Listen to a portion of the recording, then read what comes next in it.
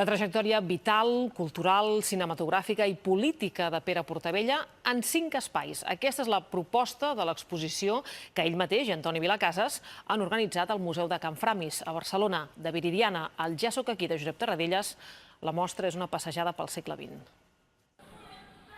Viridiana mereix, sens dubte, un capítol destacat en la biografia d'un Pere Portabella que als seus 90 anys continua atent a tots els detalls per seguir trencant.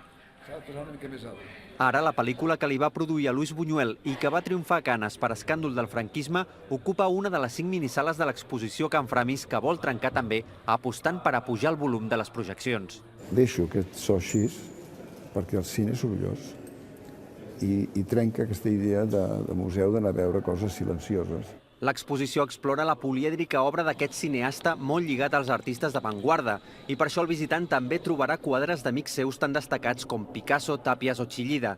També de Miró, de qui s'exposa un guió que Portabella mai va arribar a filmar. També, esclar, espai reservat pel seu inseparable vessant polític i en concret pel retorn de Tarradellas i de com Portabella es va encarregar de la posada en escena hora de sortir del balcó inclosa. Ciutadans de Catalunya, ja soc aquí!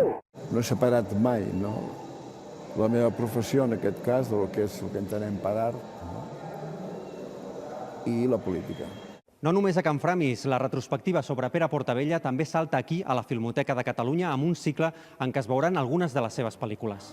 S'hi podran veure Un Bracle, que va fer amb Joan Brossa i que la crítica considera la més radical, El silenci abans de Bach o Vampir cua de cuc.